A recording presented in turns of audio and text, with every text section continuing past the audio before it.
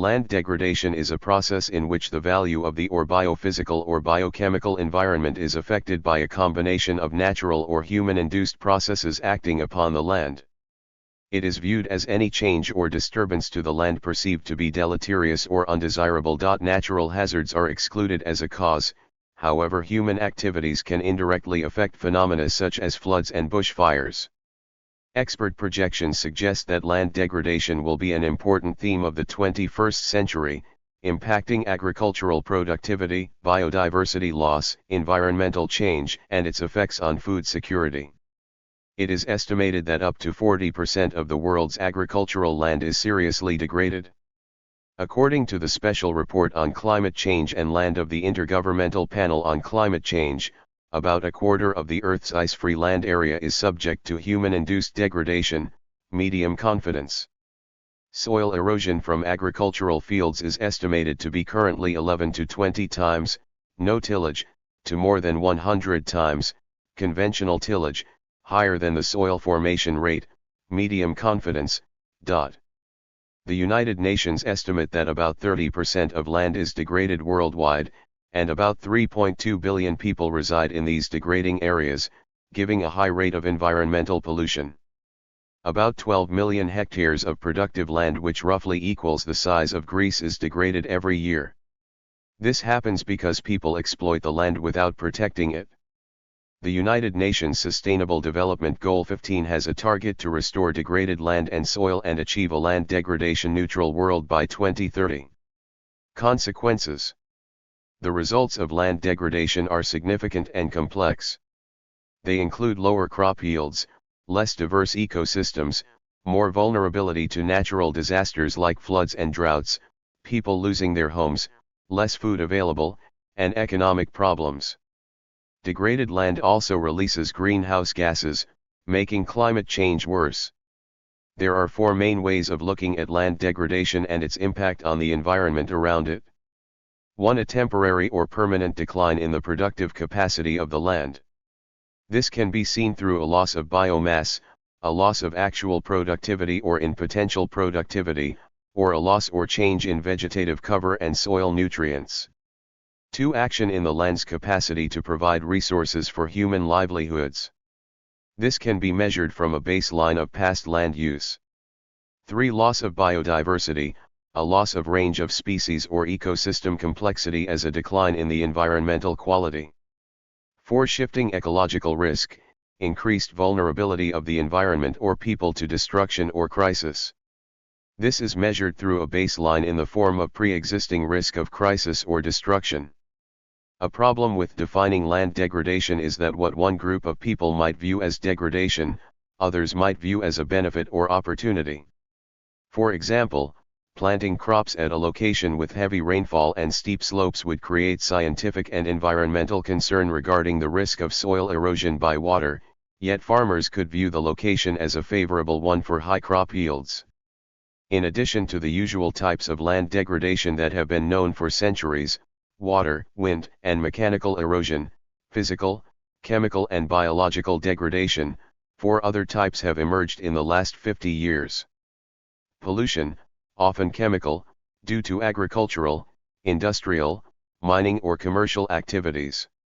Loss of arable land due to urban construction, road building, land conversion, agricultural expansion, etc. Artificial radioactivity, sometimes accidental. Land use constraints associated with armed conflicts. Overall, more than 36 types of land degradation can be assessed. All are induced or aggravated by human activities, e.g. soil erosion, soil contamination, soil acidification, sheet erosion, silting, aridification, salinization, urbanization, etc. Causes. Land degradation is a global problem largely related to the agricultural sector, general deforestation, and climate change. Causes include land clearance, such as clearcutting and deforestation. Agricultural depletion of soil nutrients through poor farming practices such as exposure of naked soil after crop harvesting. Poor livestock farming practices such as overgrazing. Inappropriate irrigation and overdrafting. Urban sprawl and commercial development. Vehicle off-roading. Quarrying of stone, sand, and mineral/ore deposits.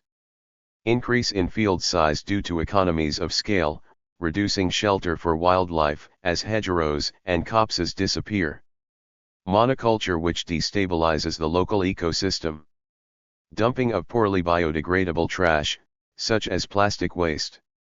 Introduction of invasive species. Climate change. Loss of soil carbon.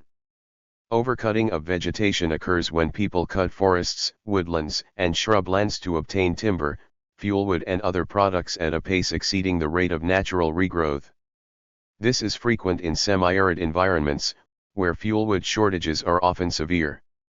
Overgrazing is the grazing of natural pastures at stocking intensities above the livestock carrying capacity. The resulting decrease in the vegetation cover is a leading cause of wind and water erosion. It is a significant factor in Afghanistan. The growing population pressure, during 1980 to 1990, has led to decreases in the already small areas of agricultural land per person in 6 out of 8 countries, 14% for India and 21% for Pakistan. Population pressure also operates through other mechanisms. Improper agricultural practices, for instance, occur only under constraints such as the saturation of good lands under population pressure, which leads settlers to cultivate too shallow or too steep soils, plow fallow land before it has recovered its fertility, or attempt to obtain multiple crops by irrigating unsuitable soils. High population density is not always related to land degradation. Rather, it is the practices of the human population that can cause a landscape to become degraded. Populations can be a benefit to the land and make it more productive than it is in its natural state. Land degradation is an important factor of internal displacement in many African and Asian countries. Severe land degradation affects a significant portion of the Earth's arable lands, decreasing the wealth and economic development of nations. As the land resource base becomes less productive, food security is compromised and competition for dwindling resources increases. The seeds of famine and potential conflict are sown. According to the Special Report on Climate Change and Land of the Intergovernmental Panel on Climate Change, IPCC, climate change is one of the causes of land degradation. The report states that, climate change exacerbates land degradation, particularly in low-lying coastal areas, river deltas, drylands, and in permafrost areas. High confidence. Over the period 1961 to 2013, the annual area of drylands in drought has increased, on average by slightly more than 1% per year, with large interannual variability. In 2015, about 380 to 620 million people lived within areas which experienced desertification between the year 1980s and 2000s. The highest numbers of people affected are in South and East Asia, the Circum-Sahara region including North Africa, and the Middle East including the Arabian Peninsula. Low confidence. Other dryland regions have also experienced desertification. People living in already degraded or desertified areas are increasingly negatively affected by climate change. High confidence. Additionally, it is claimed that 74% of the poor are directly affected by land degradation globally. Significant land degradation from seawater inundation, particularly in river deltas and on low-lying islands, is a potential hazard that was identified in a 2007 IPCC report. As a result of sea level rise from climate change, salinity levels can reach levels where agriculture becomes impossible in very low-lying areas. One way to consider climate change and land degradation is through the discipline of land change science, which, among other things, tracks the long-term consequences of land degradation on the climate of a given area. By understanding the links between land degradation and climate change, scientists can better inform the creation of policies to reduce harm. In 2009, the European Investment Bank agreed to invest up to $45 million in the Land Degradation Neutrality Fund, LDN Fund. Launched at UNC 13 Colombian pesos in 2017, The LDN fund invests in projects that generate environmental benefits, socio-economic benefits, and financial returns for investors. The fund was initially capitalized at $100 million and is expected to grow to $300 million. In the 2022 IPCC report, land degradation is responding more directly to climate change as all types of erosion and SOM declines, soil focus, are increasing. Other land degradation pressures are also being caused by human pressures like managed ecosystems.